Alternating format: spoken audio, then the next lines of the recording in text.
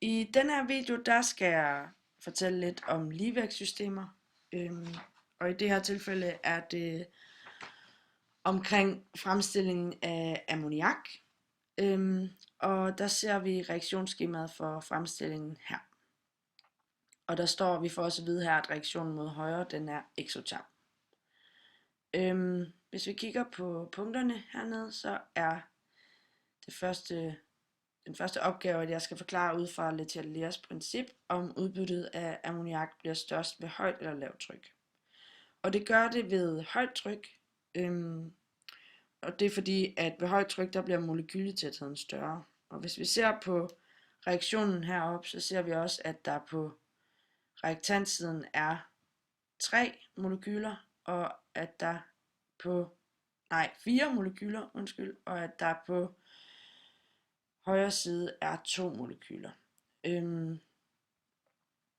Og det vil sige, at hvis vi i hvert fald kigger på Le Chateliers princip, så vil et ydre indgreb modarbejdes ved at formindske virkningen af selve indgrebet. Og det vil sige, at når trykket det er højt, og molekyletætheden den derfor bliver stor, så vil systemet gøre molekyletætheden mindre ved at danne færre molekyler. Og det vil sige, i det her tilfælde at danne mere ammoniak, fordi der kun er 2, eller ud af reaktionen kun kommer 2 ammoniakmolekyler. Hvis man kigger på, hvorfor det kun er ammoniak og ikke dinitrogen og dihydrogen, der kondenseres i kondensatoren, så kan vi kigge på den her tabel for kogepunkterne. Og der ser vi, at ammoniak har et højere kogepunkt end, eller hvad skal man sige, temperaturen for kogepunktet ligger højere, end det gør for dinitrogen og dihydrogen. Og det er grunden til, at det kun er det, der kondenseres, er altså fordi, at temperaturen i kondensatoren er, hvad skal man sige, designet til, at det lige præcis er ammoniak, der kondenserer, og ikke de to andre. Og hvis man ser her, så ser man også, at der er et stort spring fra de minus 33 grader Celsius op til både dinitrogen og dihydrogens kogepunkter. Så har jeg opskrevet ligevægtsloven for reaktionen, og ud fra den vil jeg så forklare, hvilken virkning den her ammoniakkondensering har på udbyttet af ammoniak.